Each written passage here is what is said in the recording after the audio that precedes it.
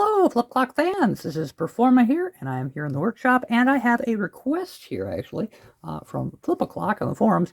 They had asked about the Tamura Lumitime C31, which, oddly enough, for all the times that they've helped me, I've never had the opportunity to help them out with a clock question or problem. And so I was really excited. It's like, I have a C31. I can help you out with this, because they're looking for a photo of the alarm mechanism. And the discerning of you out there are probably already noticing the problem, is that I have a C31 here that, while it is a Tamura Lumitime C31, this is the mantle clock version, which means it does not actually have the alarm function built in. So I don't know that this is going to be very much help for them, but all the same, I feel this is just a beautiful clock, and I really love the mechanism inside of this one that makes it go. And I'm thinking I just want to take this one apart and show you all what it looks like inside, because this really is a striking piece of engineering here. And maybe with what little I can show off, that'll be of use to Flip a Clock and potentially others who are working on fixing or restoring these kind of clocks. So let's dive right in. I actually already started taking this one apart. I took the screws out of the back and the little mechanism here that would have been for the alarm function, but there's nothing in there. It's just a little piece of plastic that would hold the knob in place, but it's nothing there. So we're going to take two more screws out of the base of the unit. These are a different size than the screws that hold everything else together, so it's kind of nice. You can tell where everything goes based just on the size of it, or whether it's a pointed screw or a machine screw or that kind of thing. So anyway, those come out really easy. We'll put those in the dish, and then the whole front panel just lifts right off, or it should here. Get it just a little bit of leverage under it. Here we go. There it is. And the whole front panel pulls right off. And it's kind of like a little welder's face mask there that all the lights sit behind. So this is an interesting clock. It is a digital clock, but it is an analog digital that is pretending to be a digital, if that makes any sense. I don't think, I've been calling them fake digital clocks because that's the easiest way to explain the concept to people, but it is unusual. Of course, the display is supposed to look like it's a digital clock. In fact, here, I'll light this one up and I'll show you what that looks like. There we go, a little power. So as you can see, it looks very much like a digital clock would, one of our traditional, orange or red glowing kind of clocks, but the mechanism that actually makes it go is entirely analog. It uses a motor here that would spin this and indicate it's running, which the motor on this one is dead. And then it would spin these little dials down here, and then when each one turns, it actually changes the numeric display up here. Now, this is an interesting method of doing that. I'm actually going to set this here as nothing is moving. I feel fairly safe taking the front panel off of this one. Again, I feel kind of dumb because the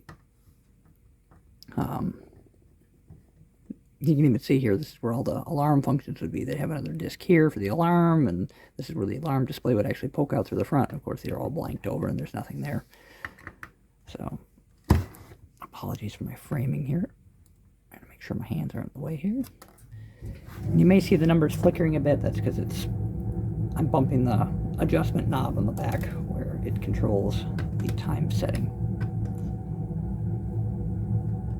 And hopefully my furnace isn't coming through too loudly. One of the problems of living in Wisconsin in the winter. So this piece just lifts right off like so. As you can see, it is just a piece of painted plastic. This is where the alarm wheels would go. So this would be your sets, and then it would have the actual controls here set on gears, and then they would have a display here which would show off what your time was set to. In this case, it doesn't have any of that because this is a mantle clock. But once that's off, you can actually see the clock mechanism. And I must say, it is beautiful. This is a beautiful piece of engineering. It uses neon bulbs. They look kind of like Christmas tree bulbs if you look kind of down in there. I'm not sure if the camera can even pick that up there. Yeah, I guess you can kind of see the tops of them. They glow this brilliant orange. It's an orange neon glow. They are, I don't know, very beautiful, very bright. So that's why it has all the different levels of screening to make it look like it's a more traditional digital clock, or a computerized digital clock rather. But of course it was entirely analog. It had no circuit boards on board at all. All it has is a series of resistors on top which give the bulbs the right amount of power off the AC, and a motor that in turn would turn them to all various times. So I'll try and demonstrate how that might work. So we're going to go, let's see, go forward in time, I guess, rather backwards. So this one has a couple bulbs burned out. These 4, I believe, are all burned out.